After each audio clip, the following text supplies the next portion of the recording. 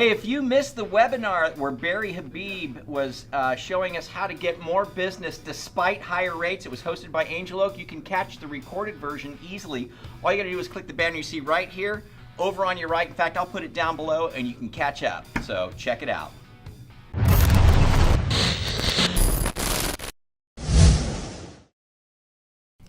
And now, Feedback Friday.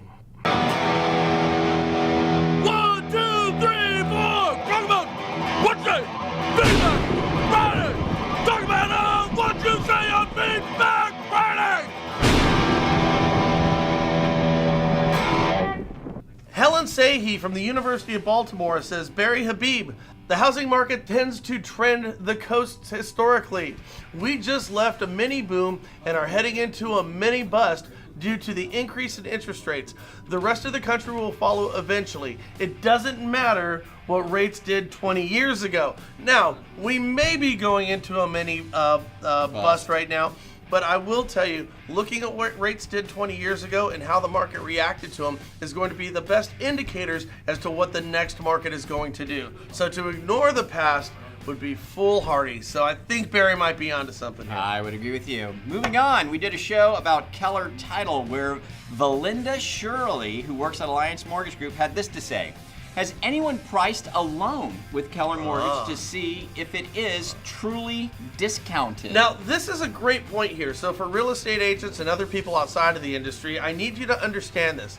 Not just Keller, but any lender can price themselves in or out of a market. True. And they do this all the time, depending on if their funding lines are stacked up. Right. So say they don't have a lot of money to lend, what they'll do is increase the price of that money, meaning higher rates.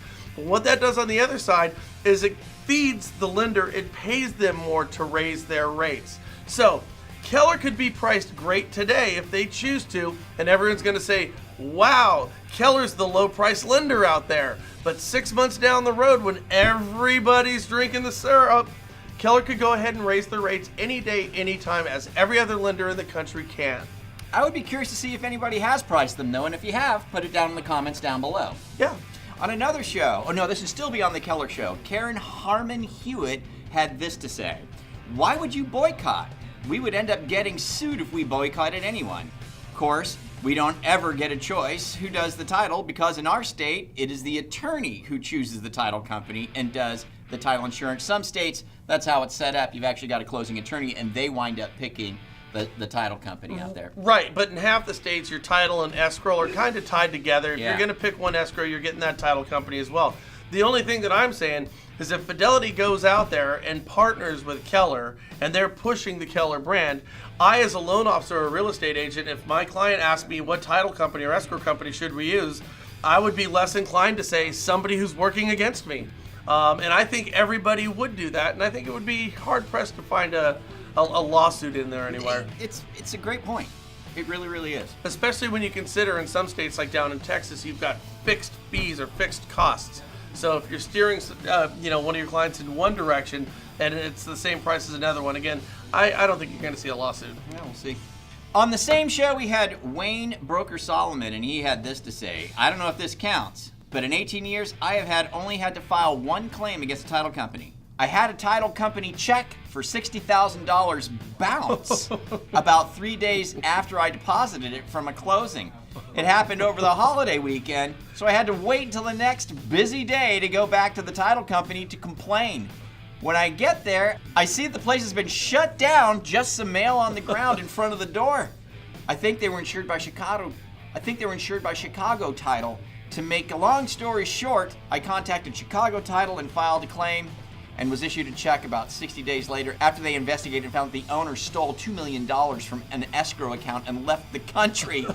From that moment on, I only get wires from all my closings.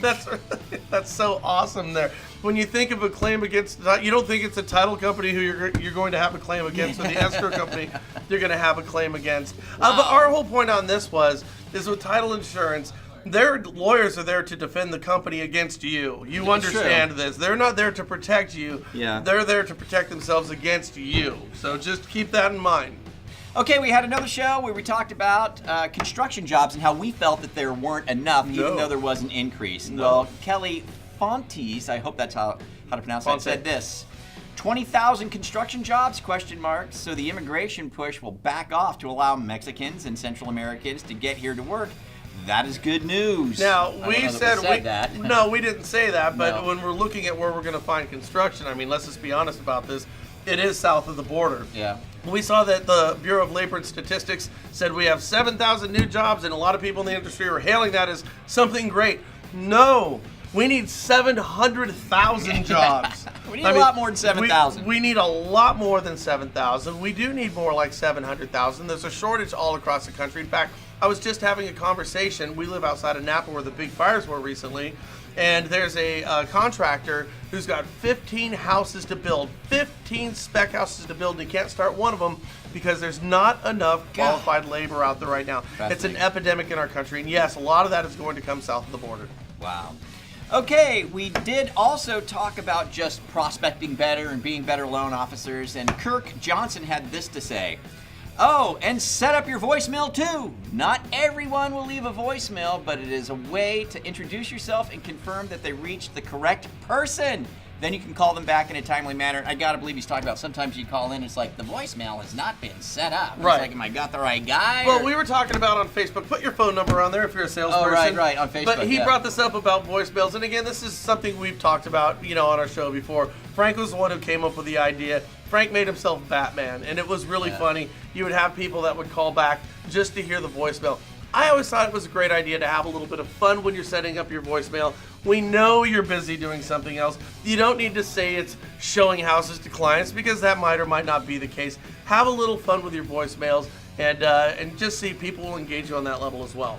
And finally, we did a show. We were talking about loan officers making sure they call the listing agents after they issue a pre-qual or pre-approval letter. And with that, Todd Bitter had this to say.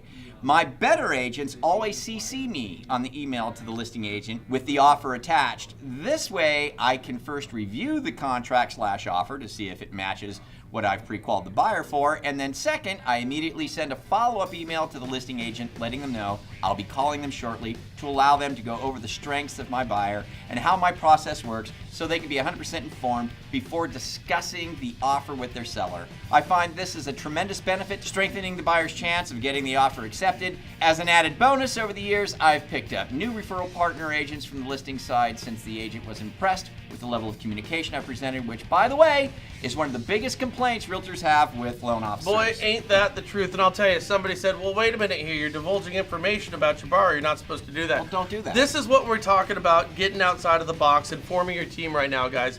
It would behoove loan officers to tell their clients to say, hey, listen, I'm going to talk about the strengths of your qualifying with a seller's agent out there because right now it's hard to get offers accepted. And if I do this, there's a better chance you're going to get the house that you want. Are you okay with that? 9 out of 10 times they're going to say yes.